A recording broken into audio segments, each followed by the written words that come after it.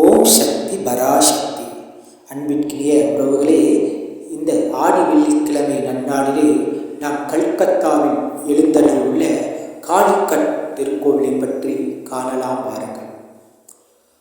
கல்கத்தா எனும் பெயரே இந்த காளிகட் எனும் பெயரில் இருந்துதான் வந்ததாக கூறுகிறார்கள். ஆம், காட் என்றால் நதிக்கரை என்று அர்த்தமாகும்.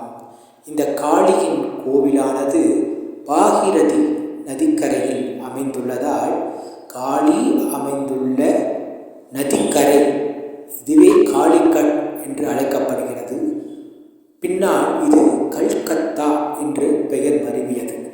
கல்கத்தாவிலே பல காளி கோவில்கள் அமைந்திருந்தாலும் இந்த காளி தேவியின் ஆலயம் மட்டுமே கல்கத்தா காளி என்று அழைக்கப்படுகிறது. 8 திக்குகளிலும் புகழ்பெற்ற இவ்வாலயத்தை பல நூல்களில் காளீஸ்வரம் என்று குறிப்பிட்டுள்ளனர். இக்கோவில் ஒரு சக்தி பீடமாகவே விளங்குகிறது. அன்னையின் உடற்கூறுகளில் வலது காலின் விரல்கள் அல்லது பாதம் அல்லது முகம் விழுந்ததாக கருதப்படும் காளிகாட் எனும் இத்தலம் சக்தி பீடமாகவே அணுகப்படுகிறது. காளிகாட்டில் அமைந்துள்ள மகாசக்தி பீடனாகிய காளி என்றும் கஷேத்திர பாலகரை நகுலேஸ்வரர் என்றும் அழைக்கின்றனர்.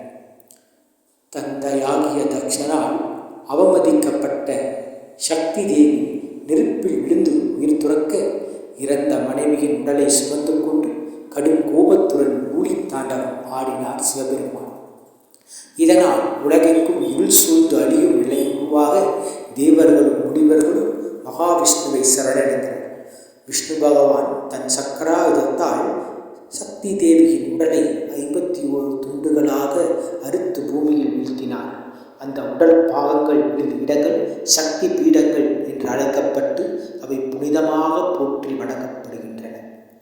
அந்த வகையில் காளிகாட் காளி கோவில் சக்தி தேவியின் வலது காலின் கட்டை விரல் விழுந்த இடமாக போற்றப்பட்டு தந்திர சூடாமணி கூறும் 51 சக்தி பீடங்களில் ஒன்றாக திகழ்கிறது. காளிகா புராணம் கூறும் 4 ஆதிசக்தி பீடங்களிலும் இக்கோவில் வருகிறது. ஆனால் காளிகா புராணத்தில் தேவியின் முகம் விழுந்த இடம் சக்தி பீடம் என்று கருதப்படுகிறது. கங்கை வங்கக்கடலுடன் கலக்கும் இடத்தை கங்காசாகர் என்பர்.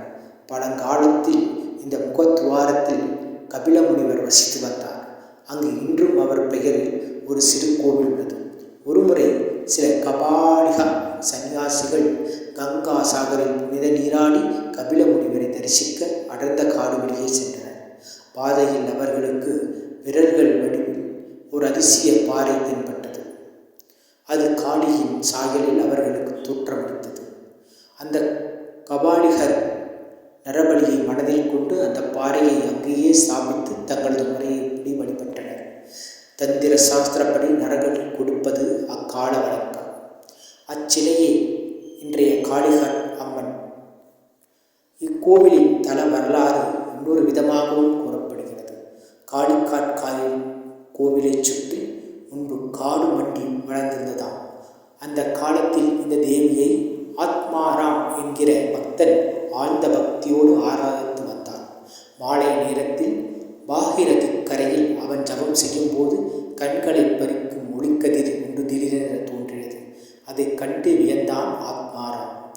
ஒளி வந்த இடத்தை மறுநாள் காலையில் வந்து பார்த்தபோது தெளிவான நீருக்கடியில் மனித கால் விரல்கள் போல் வடிவமைக்கப்பட்ட சிறு கல் ஒன்றை கண்டான். அத்துடன் அவன் அன்றிரவு ஒரு கனவு கண்டான். அந்த கல்லில் தென்பட்ட விரல்கள் தாட்சாணியின் வலக்கால் விரல்கள் என்று உணர்ந்து அதை எடுத்து வந்து தேவியின் பாதங்களை ஒட்டி வைத்து அதற்கும் பூஜை செய்ய தொடங்கினான். அந்த புனிதமான இடமே காளி தேவியின் மகாசக்தி பீடமாயிற்று. கல் கிடந்த இடத்தின் அருகிலேயே ஆத்மாராமுக்கு ஒரு சிவலிங்கமும் கிடைத்தது. சிவலிங்கத்துக்கு நகுலேஸ்வர வைரவர் என்ற நாமம் சூட்டி காளி சிலையின் அருகிலேயே அமைத்து வழிபட்டான். விரல்கள் போல காணப்பட்ட அந்த கல் பின்னர் ஒரு வெள்ளி பேழைக்குள் வைக்கப்பட்டு இப்போதைய காளி சிலையின் அடியில் வடகிழக்கு மூலையில் வைக்கப்பட்டுள்ளது. கல்கத்தாவின் டாலிகஞ்ச் எனும் மக்கள் நெருக்கம் மிகுந்த பகுதிகள் தான் காளிகட் கோவில் உள்ளது. இதன் அருகில் உள்ள நீர்நிலை ஆதி கங்கா அல்லது பாகிரதி என்றே அழைக்கப்படுகிறது. ஓம் சக்தி பராசக்தி.